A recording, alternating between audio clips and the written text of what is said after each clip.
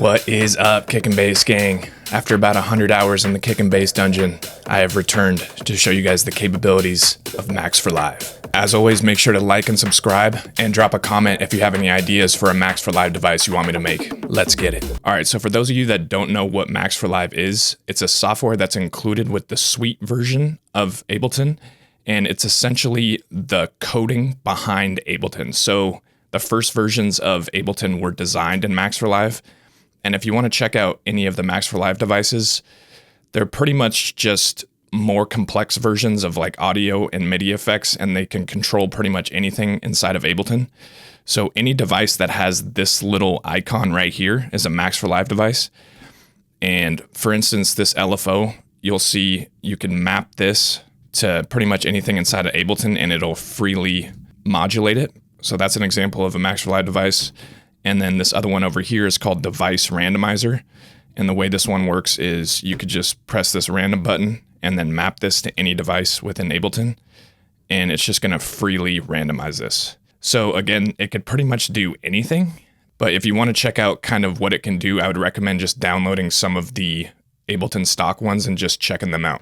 And to give you guys an example of the capabilities of it, I have right here this baseline generator that I'm working on. And the logic behind this is it's pretty much going to give you every category of a baseline completely randomized every time. So if we listen here, we have this baseline.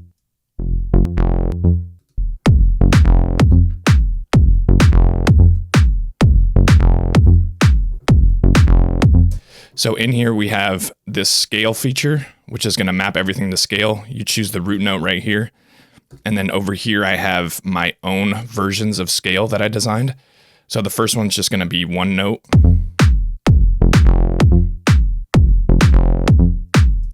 And then we have minor, and then these modern minor ones. If you're familiar with Groove Generator, I've sort of just coded these scales on my own and put them into this baseline generator.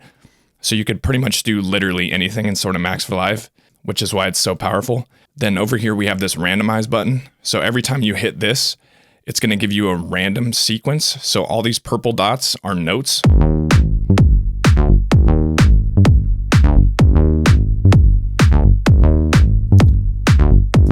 And every time you press random, it's going to give you random pitches, random velocity, and random note lengths. And then we also have this swing amount knob, which is going to control the amount of swing. So 0% would be no swing, and then 100% would be maximum swing. And then you could also just hit these in on your own if you wanted to.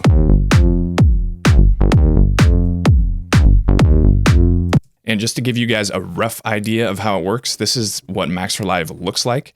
And what we're in right now is called presentation mode. So this little box is what it's going to look like inside of Ableton. And then when we press patching mode down here, this is kind of all the sauce behind the patch.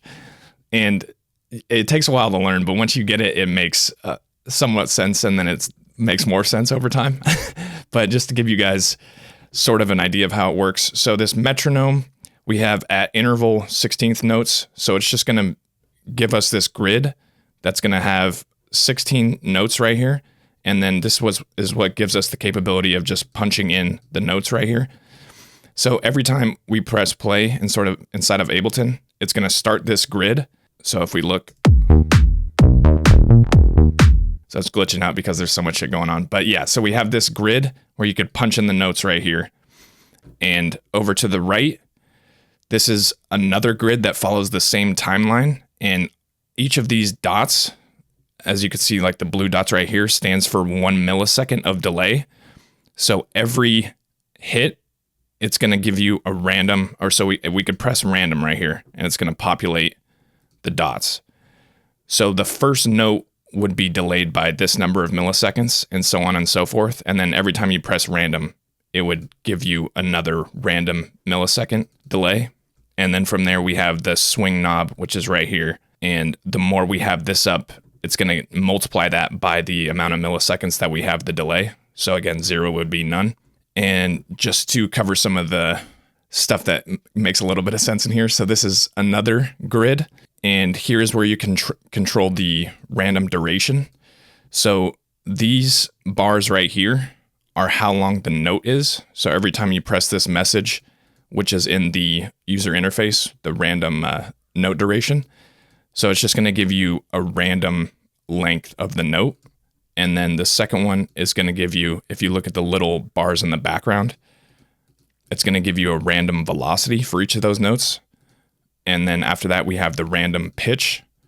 So we have here, it's just like a piano roll, and I have it set to roughly an octave and a half of note possibilities.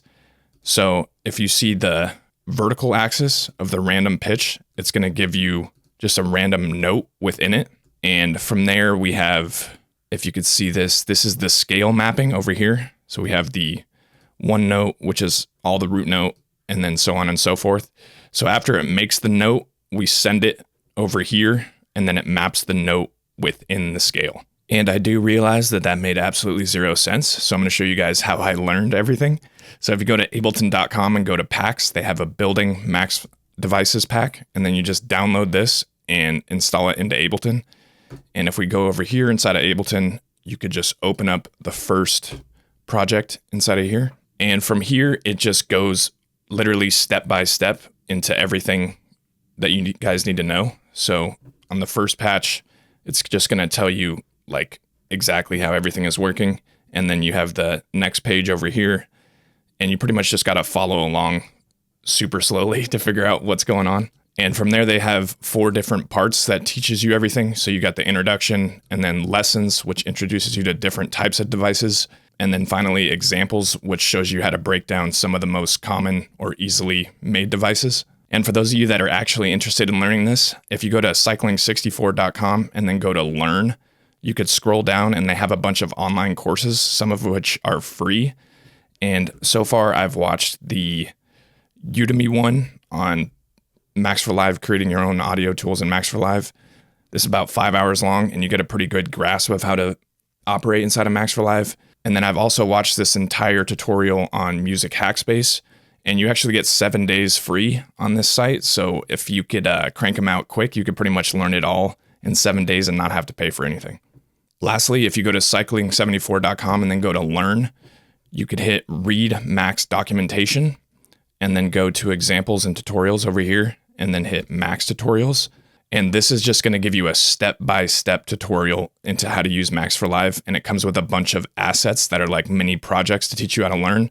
And you could literally just go one at a time, and it's going to tell you exactly how everything works. All right, gang, that's going to do it for the intro to Max for Live. Make sure to like and subscribe and drop a comment if you have any ideas for a device you want me to make. See you guys in the next one. Peace.